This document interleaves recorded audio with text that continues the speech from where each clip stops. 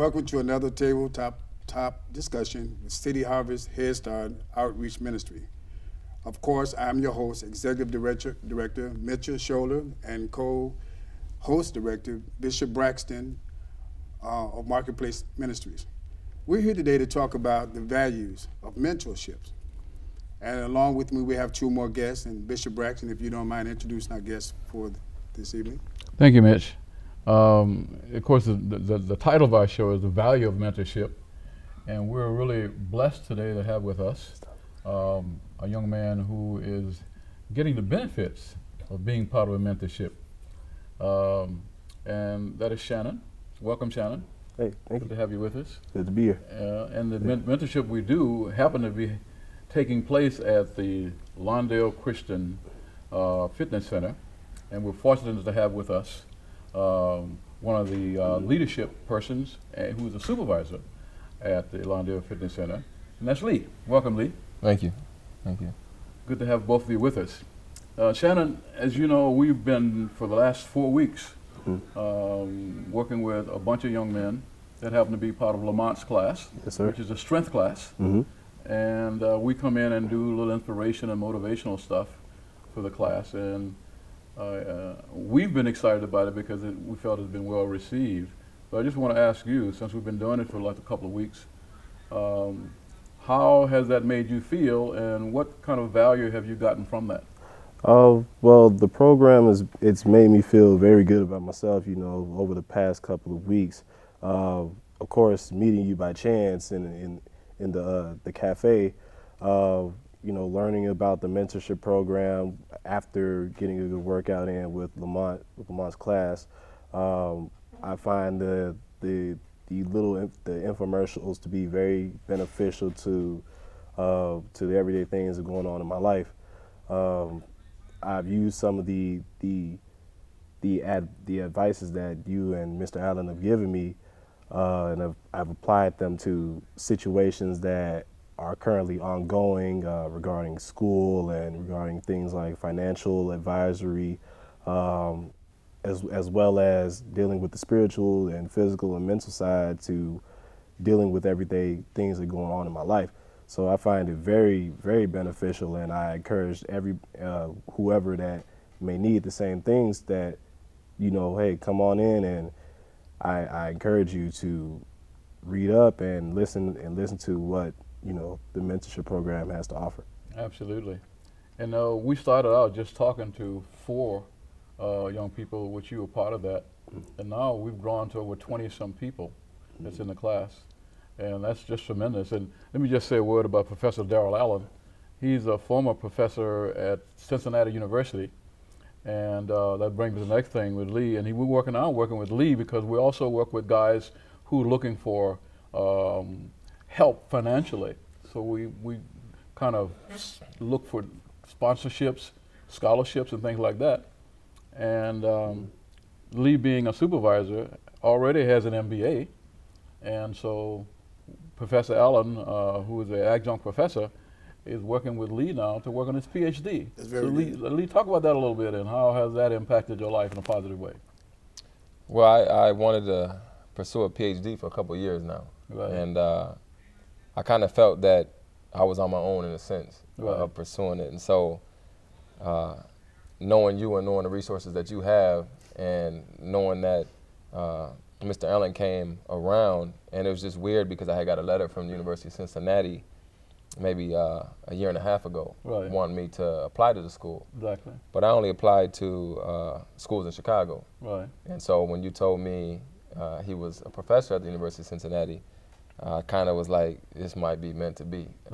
So I, you know, Right place at the right time, right? Right place at the right time. So I gelled towards that. So he's working with me now to try to put together my resume, my CV, and you know, try to put together a good packet to go there. So Absolutely, absolutely. So we've talked about overall a lot of things that goes into mentorship and the attributes of mentorship. And Mitch and I are collaborative partners with 2 community organizations. His is City Harvest and mine is Marketplace Ministries.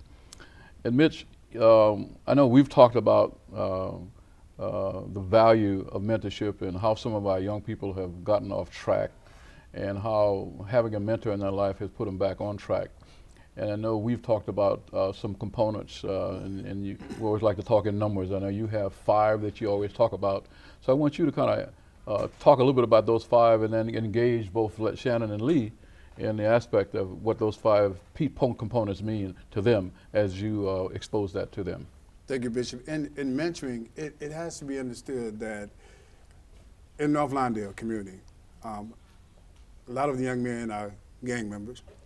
And that comes basically because a lot of men don't have a sense of identity. That's number one. Followed by a sense of belonging, no discipline, no sense of security, and no sense of power.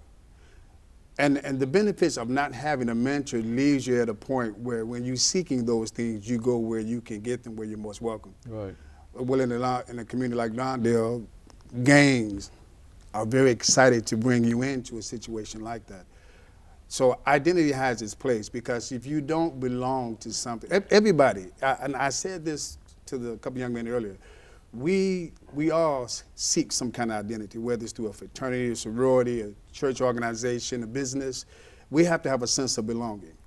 And so that empowers us. You know, I've heard people say, if you don't plan your future for you, somebody else will. And in the same sense, if you have no sense of being, if you can't develop a sense of who you are, then other folks, like especially gangs, but they would do that. They would give you the wrong values. There you go.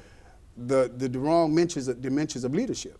So for us, mentoring has its place because it helps you create the identity that you need. Family is important. We talk about the kitchen table.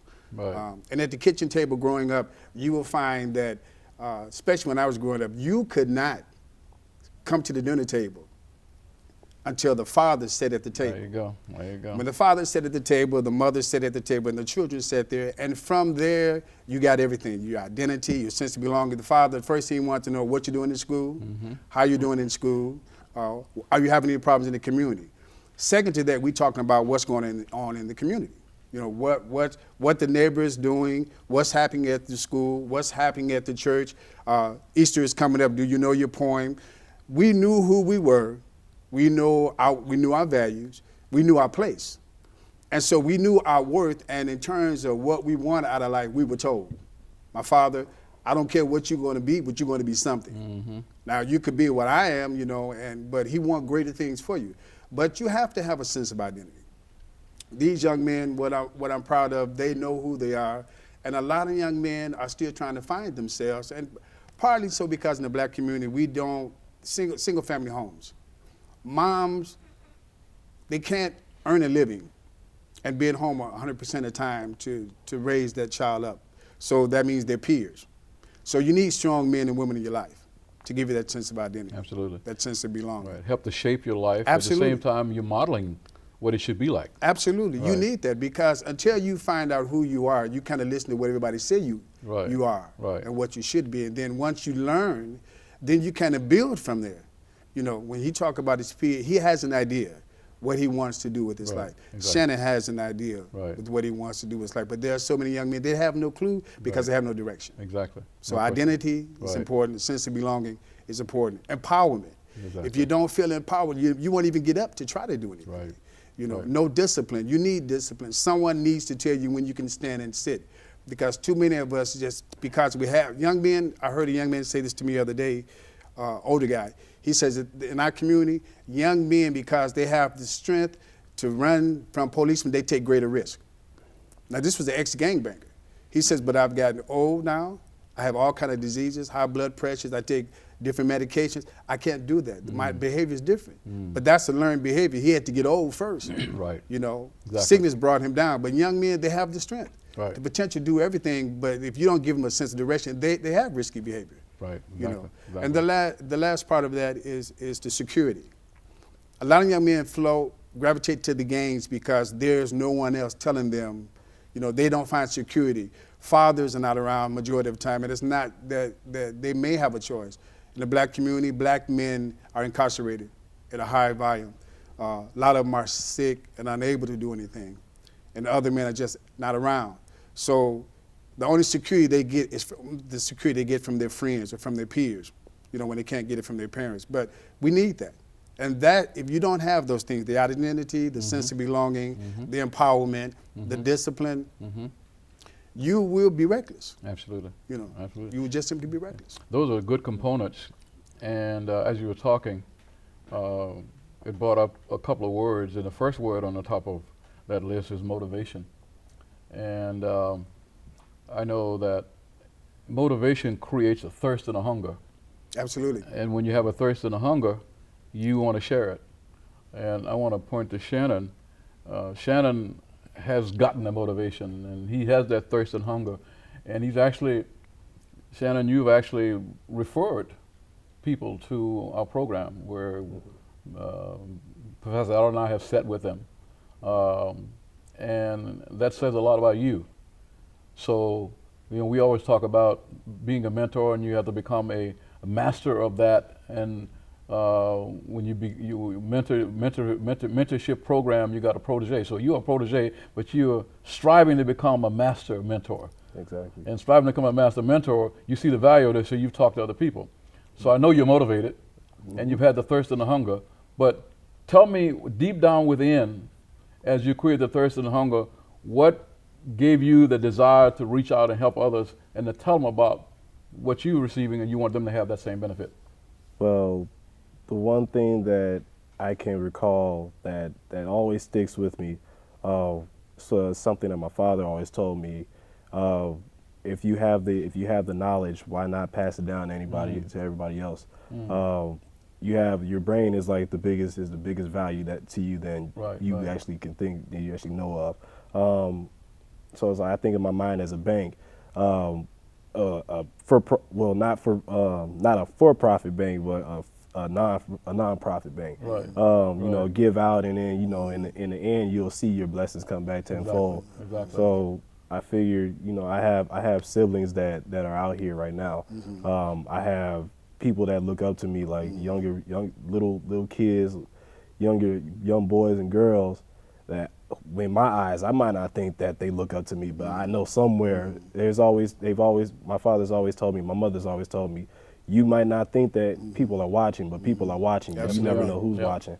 So absolutely, I feel like me giving out to everybody else, to whoever may need it, they could in turn reciprocate it and bring it back to other people that they know. So absolutely. It's like Professor Allen always told me and Steve and the other people that are in the program, 100 times 100 times 100 equals a million. Right. So why not I apply that to myself and giving to others? Absolutely. So absolutely. That's what I think.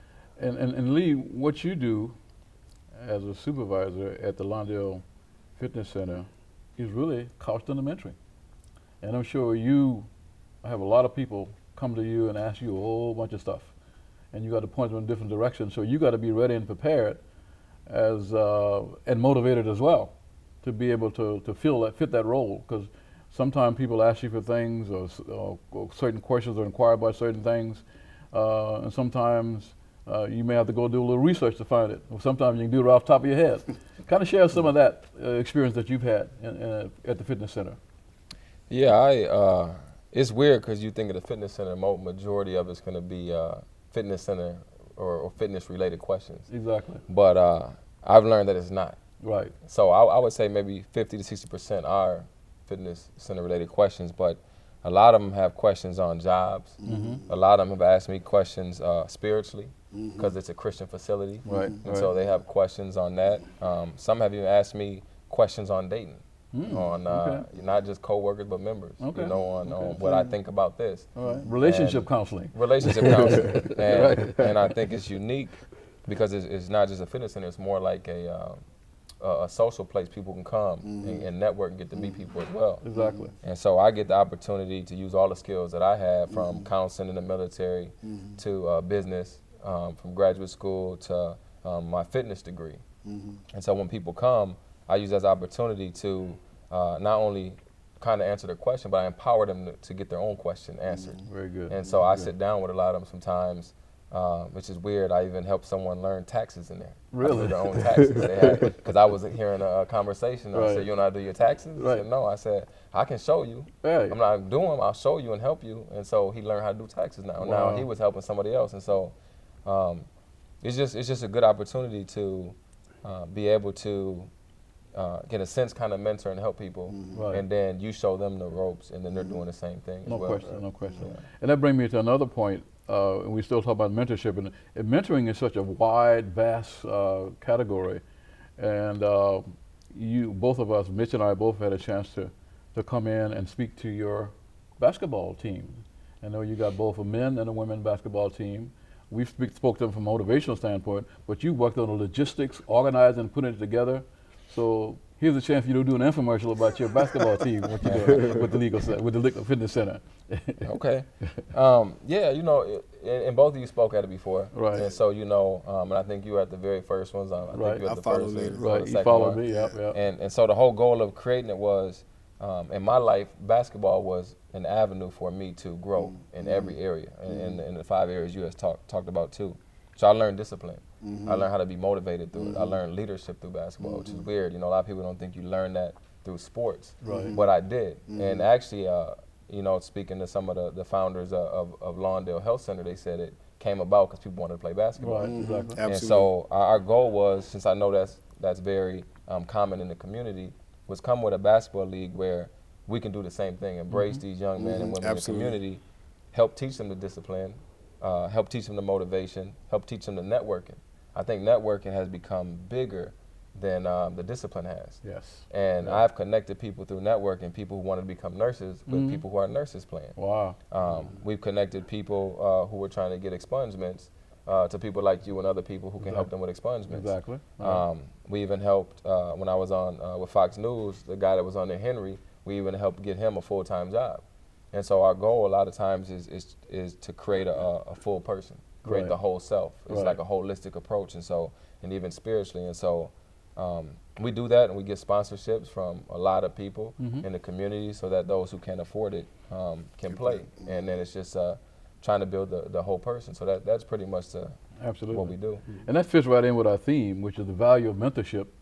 And Mitch, when you came down the first time you observed the team, and as we spoke, and then you had a chance to speak yourself, kind of share a little bit of the experience about the feeling of being a part and belonging and asked to be a situation where you can motivate and inspire other people as they're trying to get their life together and using basketball as the connector. I like the whole idea. When I was invited to come down, the first thing that I liked out of all of that was the fact that they had rules. Right. No cursing. Right. You got to disrespect. They had it where the values were simple.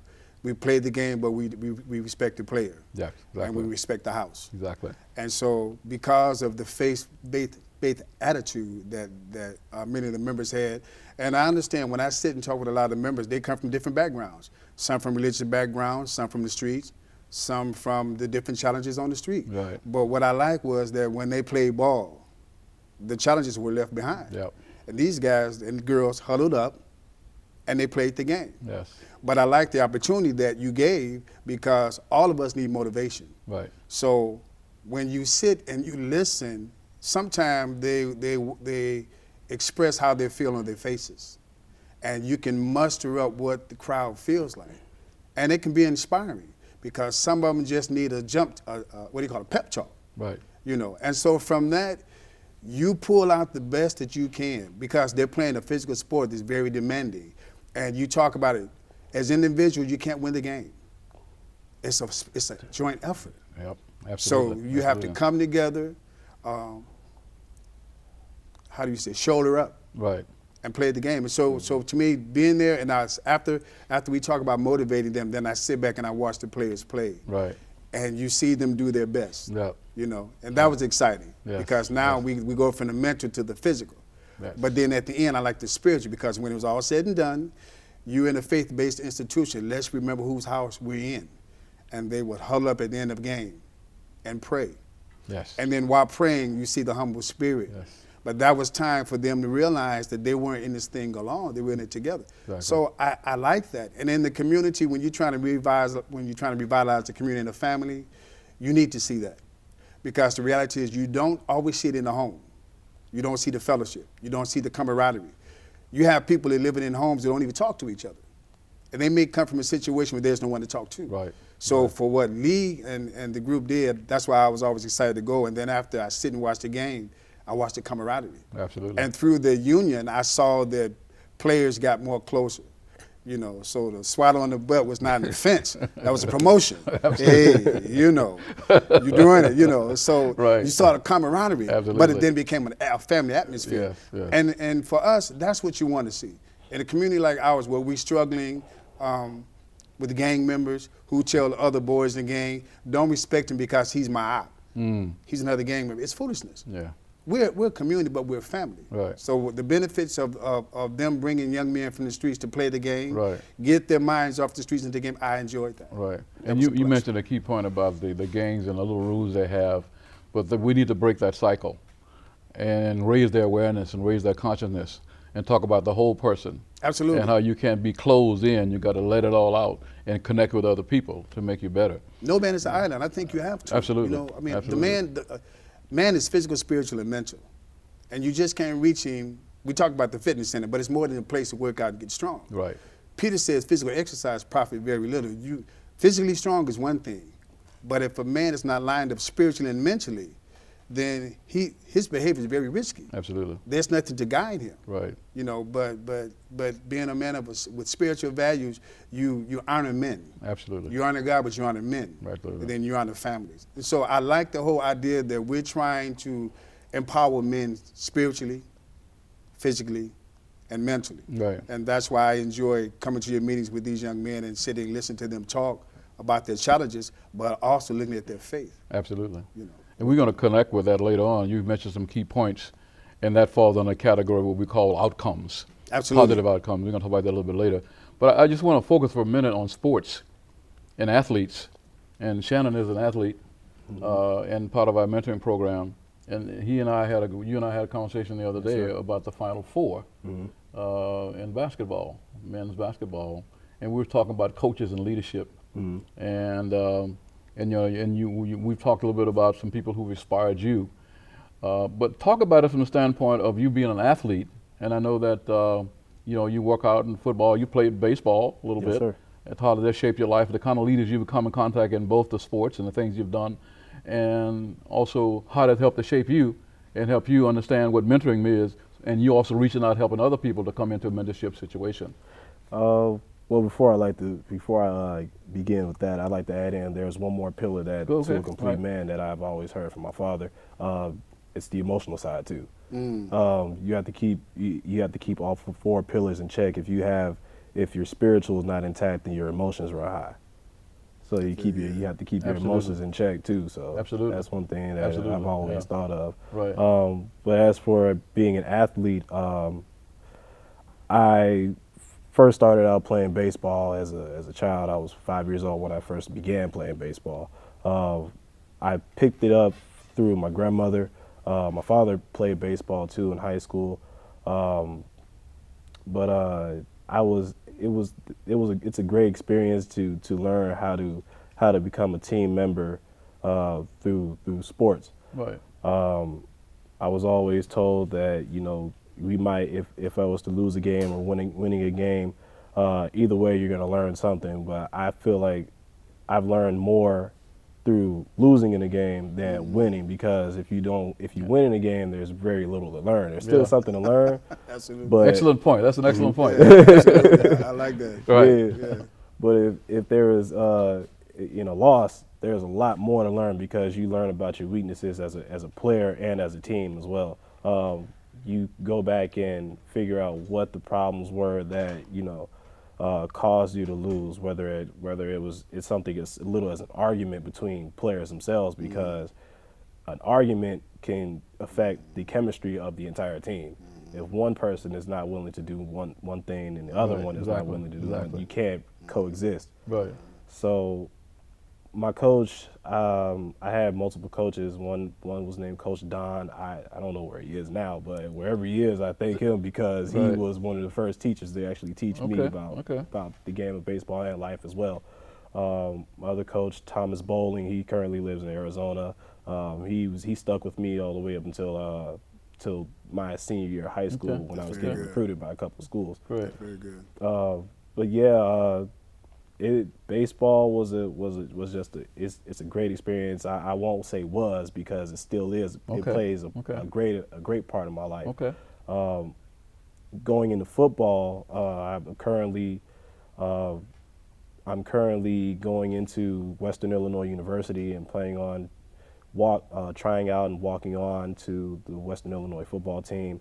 During my training with football, I've also learned a lot more of the principles of how to become a man, and learning camaraderie between players. And even if you're not a player yet, there are guys that I work out with that also want the same goal as I do. And in order to get to that goal, we have to be at a certain understanding of each other. Okay, you want this, I want this, let's get together so we can get to the ultimate goal. We might not be going to the same schools, but we still ultimately want to see each other succeed. So Exactly. learning through the mentorship program, I've learned that becoming each other's motivation. If one is down and the other person is up, that it's that man's duty, the one that's having no problems in one particular situation, to see that one man that's down, to okay, you got to catch up, let's go, Exactly. get up, let's go. I've learned that in so many situations over the past 2 years. Right. So You mentioned a key point about learning more from losing than winning. There's somebody wrote a book. It's called "Failing My Way to the Top." And I thought a lot of athletes talk, and also coaches too. I know Lee coached a little bit about character. It builds character when you lose.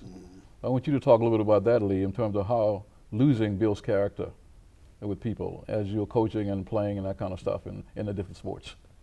Yeah, I listening to Shannon and listening to you, I'll be honest. One of the quotes I live by was Thomas Edison. Okay. And he said he didn't fail 1,000 times at making a light bulb. Right. He learned 1,000 ways how not to make a light bulb. See, And so, I like that quote. and I've used that in life. Right. Because if you look at it as failure, it does something to you. Yes. But if you look at it as a lesson learned, then it does something else to you. And so, Exactly. me personally, and this is why I try to get a lot of the guys to see that play in the basketball leagues, or even the females in the basketball league, Right. that when you fail, go through the tape and look at it and evaluate every aspect of what you done did and see if there's ways you can improve. It ain't necessarily about the score.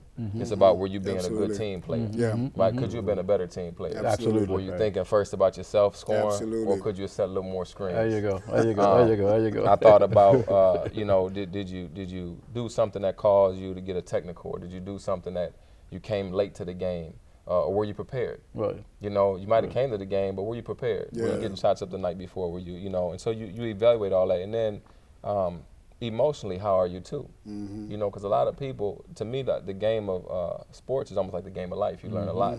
You might get think you were treated unfairly. Right. A foul was called on you, you didn't touch the person. Right. Right now, you have a choice to make. Right. You can either complain, say something out of character, or you can suck it up and say, you know what, I know I didn't do it. I'm not going to worry about it. I'm going to continue to play. And it's like in life, the same thing. So I think when you lose, and I think even when you win, you can learn something. But I think it's the losing that you learn the most, because you feel like, man, I failed. Absolutely. But and so that's how I kind of look at it, and that's what we teach as well in the leagues. Absolutely. And that we do that there. Absolutely.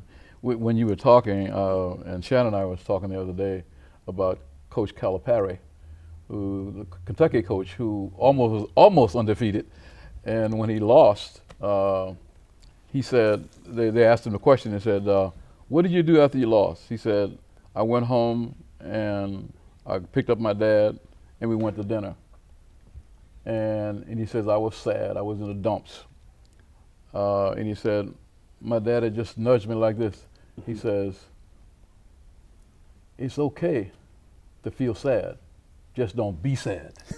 Yeah. And he said that changed. He said that changed his whole life. He perked up, Yeah. and he started thinking about all those guys that was on his team. That now he can go and talk to the general managers of the NBA, and help them get a better lives and start families and things like that. He thought about the positive side. Just the fact of being in that piece and creating the opportunity for those young men to be showcased. Yeah. You know, he stopped thinking about himself. Absolutely. And didn't feel sorry for himself and then that kind of thing. So I want to say this: I listened to you and to Shannon and about the character and about the failing. You can learn a lot from that, and it does build self-worth. Yeah. It does motivate, and it is mentoring. And our show is about the value of mentoring. And Mitch, as you look at that, and then we work with a lot of kids in North Lawndale, and some of them been successful, some have been failures. But we talk a lot about the success, and we congratulate them, but we focus a lot on those that are not successful. And you and I have had a lot of conversation. And I don't, just in general, talk a little bit about those that is on our heart, that are heavy, that have not succeeded, but we haven't given up on them. Absolutely. We still want to work with them and make them, pull them up by their bootstraps so they can be successful. Talk a little bit about that. We have met both young men and women in the community who, for their own reason, the disappointing thing about trying to help some people is that they will only help themselves when they're ready. You can give them all the opportunities. That's the key right there, when they're ready. Yes, you can open up the doors. It's been disappointing for us to get people to stand by them and open up, give them the carte blanche to do certain things, and then they don't show up. Exactly. Or when they do show up, they don't put their best foot forward and they push their own self out of the opportunity. Exactly. And that is disappointing, but just like you said, we always keep reaching back when we do find them, because a lot of them are out in the streets. They don't stay still long, No. But the disappointment is not seeing them reach their potential. And for me and you both, we know what our challenges are, and we know what their challenges are. So that's why we do what we do. That's why every day I get up, I smile at the one that's doing okay, but I really want to get to the ones that haven't, the light bulb haven't come on yet, and they need somebody. Right. We all, you said it, you mentioned it, Bishop, you mentioned it. Sometimes you just can't look on your performance or your problems. When me and Lee was coming in, we was meeting each other, and I said, well, how you doing? And he said, I won't even talk about my problems, because in reality, we all have problems, and it's not worth talking about. But if you stop focusing on you and you help somebody get over and do better, that's a better day, even though you have the same problem. Exactly. So for us, our heart, we're always hitting the ground running, trying to find that one kid and one child, trying to get them back in school, trying to get their parents to do something with them. But that's our struggle. Absolutely. And that's our challenge. Absolutely. But the value of mentorship is that we say everything, to the good, and bad, and the ugly. We say what we say to the parents. We do what we do, and even when it's disappointing, we just keep going. Right. Because the value is that if we don't do but get one, Right. There you go. every day. I mean, there's a lot of children around, but if we just get one, if we either pick them up or just give them the stability for it, it's worth it. Absolutely. Mentorship is worth it. Now, What we do is worth it. you mentioned a key word that kind of struck me, and that is when people don't reach their full potential. Yes. And when we seem like we're inadequate when we don't get them to the point where they reach their full potential. And so that's where the two come together, motivation and mentorship, and the attributes you get from mentorship. And there's some things that I look at when I look at mentorship. I look at motivation, inspiration, recognition, and also pushing a person to dig deep to discover those hidden gifts and talents that they don't know they have, but you push them. And I remember way back when I was in high school, I had a gentleman who was my physical education teacher, he was my coach, and my biology teacher. And he pushed us I mean, he was on me, man, like white on rice. I hated it. Never gave you a break. But you right? guess what? I remembered him more than any other teacher I had. Absolutely. Because he pushed me. Absolutely. You know, and he passed a couple of years ago. He was 80 years old, and I stayed in touch with him all these years. I always go home. We would sit and talk and share, and he had a favorite thing he used to say: "This is a survival of the fittest. Those who do not survive will fall by the wayside and be devoured by the vultures." And I said, boy, I don't want to be devoured by the vultures. I'm going to work hard to aspire to get up. So that leads me to this. We want to talk about the outcomes of mentorship and the attributes of mentorship, the initiative of mentorship. Let's talk about the outcomes. And you can do it in a word like inspiration or motivation or pushing a person to dig deep. Let's just go around the circle and talk about that. Starting with you, Shannon. What one thing that you feel that is a good outcome of being in a mentorship relationship? Just one word, or Right. Well, you can start with a word and you can talk. You can expound on it. longevity. Okay, I would say. that's a good one. Longevity meaning that you know the experiences that you get from from a mentorship program, they last as long as you keep them going in a vortex. Right. Like, as Professor Allen has mentioned to me before. Right. As long as you keep the vortex going, it'll last as long Absolutely. as you keep it going. Absolutely. So I think longevity is a great outcome regarding mentorship and being a mentor, as well as being as someone being your a mentee Right. to you. Right. As many people that you can gather, as long as you spread that out, then the mentees can become the mentors, and they could be the mentors for the next generation to There come you go. along. There you go. So There you go. that's what I And when you think. mentioned that, I thought of two other words, which fits right in with being an athlete. I thought of stamina and endurance. You know, I was watching a tape yesterday while I was in the fitness center of Marcus Allen, who played football with the Oakland Raiders. Yeah. And I didn't see every game he played, but they did the highlights of some of the games. And you talk about endurance and stamina. I mean, he would break tackles, run through guys, fall down, get up, and get to the end zone. I mean, longevity, and he played for a long time. A long time. So, and I know, Lee, I ain't gonna put the words in your mouth, but being a coach and also a minister and also an officer, you've seen a lot of situations in that regard in terms of outcomes of mentorship. So kind of just to share with us some things that you've experienced. I would say positive transformation. Okay. I like that word.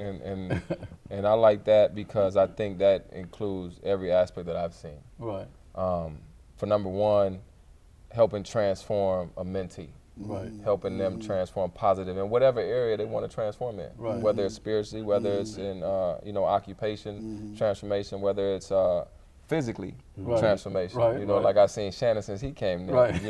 So then it's transformation because it's helping transform the community. Exactly. And then it's positive transformation because now they have a chance to do the same thing as somebody else. So Absolutely. it's impacting other people. And so Absolutely. for me, that's what it's about. Not just transforming, but positive transformation. I've seen it in the military. Right. I've seen it in the fitness center, and I love seeing it all the time spiritually. Right. When you see someone going, and in my own personal life, I see my father do that. Okay.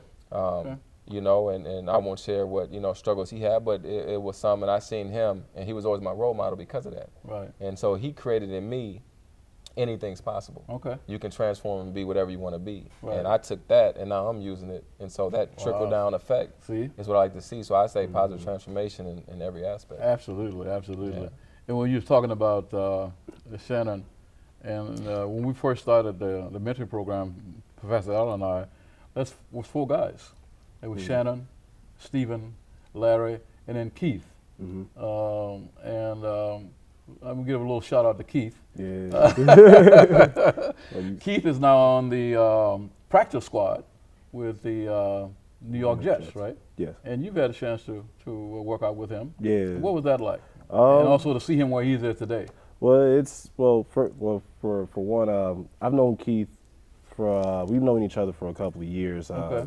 dating back to 2010. Right. So, as far as me knowing, the struggles that we've gone through, and seeing the results from him coming from the Lawndale community and coming from a school that did not host sports at all, Harold Washington College, that's the college that we both went to.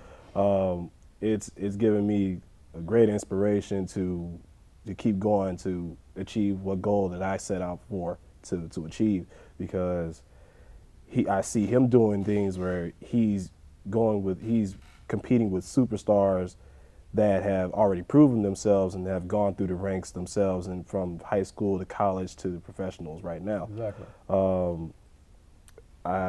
It's wonderful just to see that if he can do it, I can do it. Absolutely. And being able to work out with him, I've noticed from dating back from two years ago when I decided, hey, I want to get into football. I want to go back in one more time.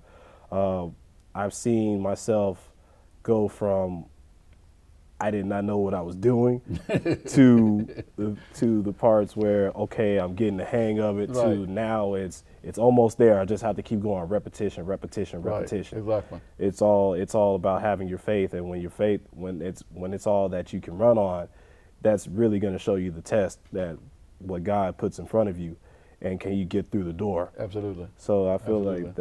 like it's really come out really well. No question. And we're so blessed because of the facility we have, like the Lawndale Fitness Center, where guys can come and work out, and you can have guys like Lee who is there to share information with you and walk you through the rhythm and just be inspiration, just his presence. And I've seen Lee do these classes and these obstacle classes and things he does, and bring up things out of people. And I've watched you guys, you and Keith and Stephen and Larry, tenacious workout. I mean, you guys be really be doing it, You don't man. quit. And but that's motivation. You're motivated. Oh, yeah. You know, and that all you come back to that word. Motivation ties into mentorship. Yes, sir. You got to be motivated, and you want to reach your full potential. You know, in that regard. And so that's a great thing. That's a great thing. Mitch, from the NRI standpoint, we've seen that kind of transformation as well. You know, people go from coming in being very negative, not having the camaraderie, don't know how to get along with other people, don't know how to build relationships, but being transformed and coming out, and success stories. I know when you work with Dr. Green, I heard you guys talked about some success stories that certain people came through the program that you touched that are good. Kind of share a little bit about that with us. I like the idea that when the program came together, NI was a product of Governor Quinn's to help reduce the number of violence going through the communities. Right. So the whole idea was to get kids in the community, get them employed, and present a positive message to the community about ways to curb violence. Exactly. That's a difficult thing to do when, number one, they never faced other people before, and when they don't know what trust is. Right. So our first challenge was to get them to trust us and develop a relationship. And from that, because we put them out there and we had our sessions, and as we learned their behavior, we learned who could do what. And they were all very shallow because they never were put in a position to try to do anything. Right. But over time, you see personalities blossom. And you get them out there and they talk to neighbors. And the message that they had, they start to believe in the message that the community can change. So they start changing. So you start looking at teenagers who didn't have a clue about how to do anything, start to realize what it was to have work ethics, what it was to be empowered, what it was to have a message to not be so violent, to not be so reckless. Right. So then the workshops started to become not just workshops for the benefit of getting paid, but workshops with opportunity where they can show you that they can now, where they were shy before, they run to the front to a crowd and pass out the message and talk about the challenges in the community. And you saw the transformation, the word that you use, so that even after that program ended, a lot of the young men and women were so fired up about who they were and what they could do. As we stuck with them, then they started talking about plans for college, getting off the street, Right. developing themselves and doing more for themselves and believing in themselves. Absolutely. And so that was the beginning of, that put a smile on my face, because Okay. when you see them not being in a position to do and then see them doing and then want to continue to do, Exactly. that's a good reward for mentorship. And from that, a lot of them, even after the program ended, sent me letters and cards and always asked me what I wanted, what was I doing, so they could be a part of that. That's rewarding. Exactly. Exactly. Exactly. But the one thing, while we talk about this, the one thing that I didn't get to ask these young men while we're talking is that the challenges in their life. We saw the challenges in their lives, and we were able to see them make a difference, Absolutely. and we made a difference. Absolutely. But I asked Shannon and I also asked Lee, you know, when you talk about values, the sense of identity, the sense of belonging, you had shared with us, your values came from your parents, your mom, your grandmother, and for Lee, your father, you know, and for us, you know, we talk about our family. Absolutely. And I think for mentoring, I think family is important in regards to how the world treats you on the outside. Whether now you and I, we're surrogate fathers, you know, to a lot of young men in the community. A lot of people. You know, we are. And I would say the same for you guys. You said before, a lot of people look up to you. You may not want to be, but that's your role, because there's enough bad going around. People do feel relieved when they see some good, you know. Even from a Christian standpoint, when you're in the community, and we have been privileged. A lot of young men and women come up and say, pray for me. And they tell you what they're going through. But they won't go into church. But because of how you present yourself, how you walk, how you believe in who you are and your faith in God, they believe enough in you that you can get a prayer through. Absolutely. And for now, that's all they need. Right. But if you keep doing what we're doing, you don't look at a man Right. or a woman and you look down on them, because I think for all of us, we don't have that right. You know, because you're judgmental. And how can we be that? It's only by the grace of God that we were fortunate enough to have mentors. Absolutely. Men and women in our lives that help us be where we are now. Right. So we have to take the opportunity, like Shannon said, we have to we may not feel like role models or mentors or mentees, but we are. And so we have to keep carrying that torch until God gives us a different message or a different vision. Absolutely. You know. Absolutely. Well, when you look at mentorship, and we've talked about a lot today, and we're winding down, mentorship is huge. It's bigger than being a coach. Absolutely. It's bigger than being an advisor. It's bigger than being a big brother or a big sister. It's bigger than being a counselor. I like to call it the Holy Grail. You know, and the Holy Grail is held in the highest regard. I mean, it's right up at the top. I mean, most of us who studied psychology know about the Maslow theory, when you get to the stage of self-actualization. So to me, that's where the Holy Grail is, and mentorship pushes you to the top of the Holy Grail. And listen to all of us talk today. We've had some success, but we had a lot of failures. But because you had those failures, now you can go back and recycle and start pushing some of those people up at the bottom who haven't reached the top, so they can reach their full potential in life. And we learn along the way.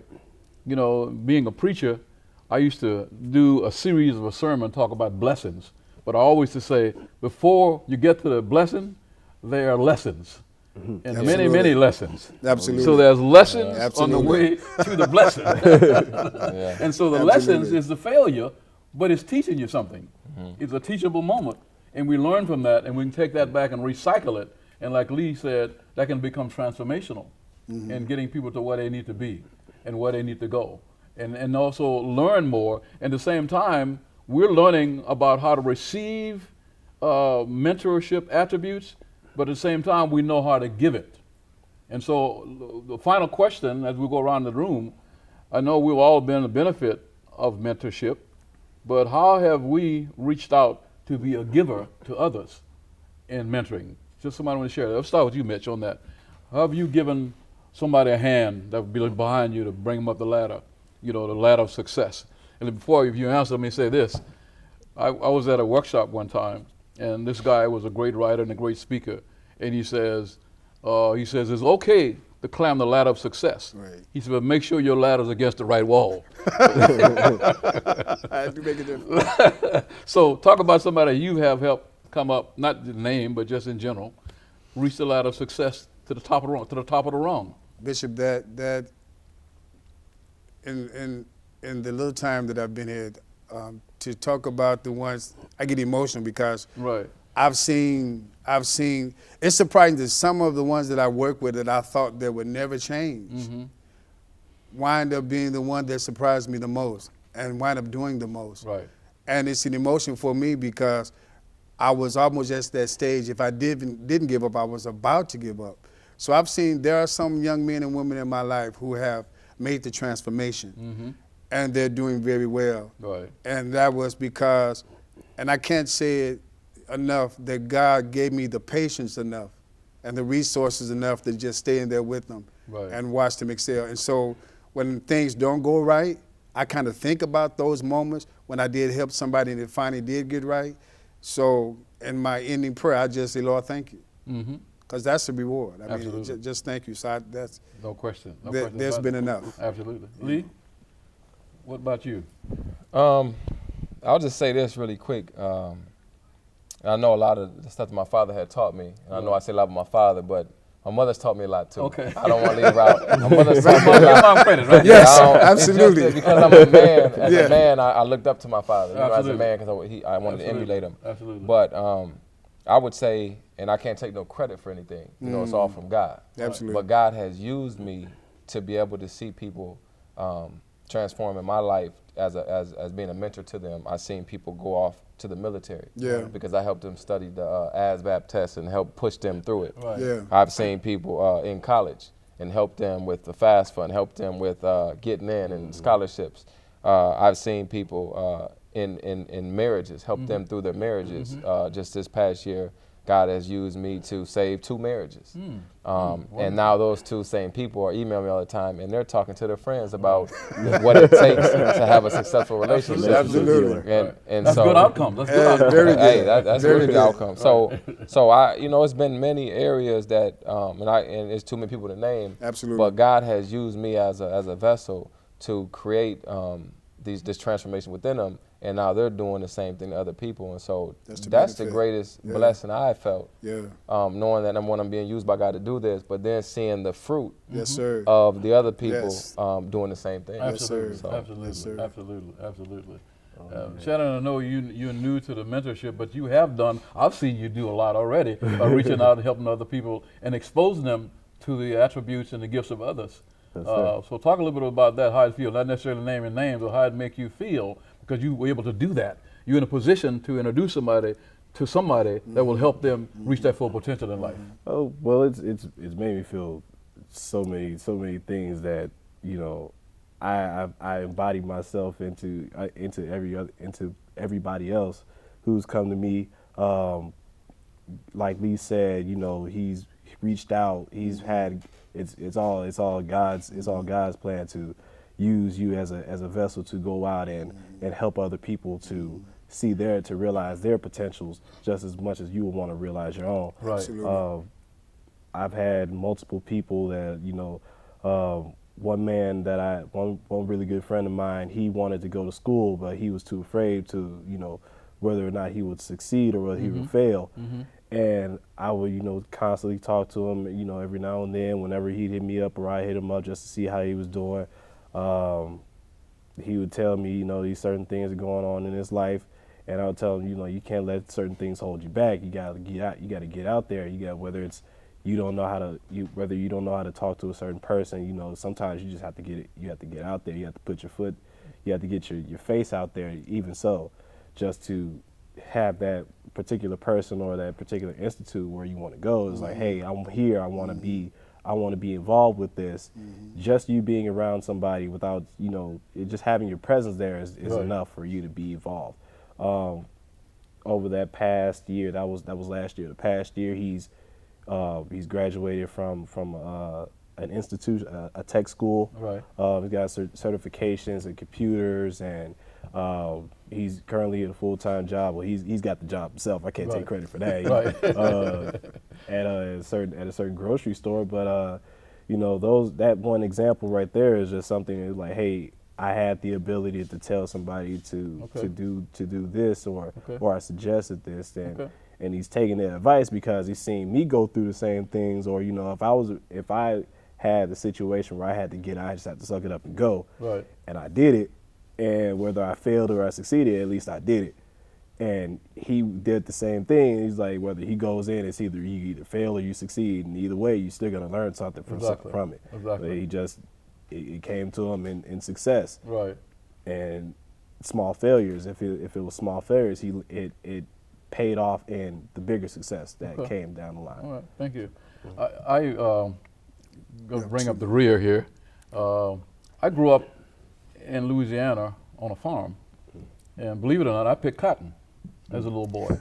Worked in the cornfields, worked in the hay fields, and I was a very active little boy in church every Sunday. I didn't want to go, but I went because Big Mama said I needed to be there. And down south, you got Mama and Big Mama. And I give some credit to my dad, but Big Mama was the general. She had a third grade education, but she had a PhD in life. And she knew how to give you right advice, or knew how to give you in the right direction, and did it with tough love. 'Cause my grandmother was 6 feet tall. And she's a tall. That's tough love. Someone to be She'll get you in shape either way, words or deeds or whatever.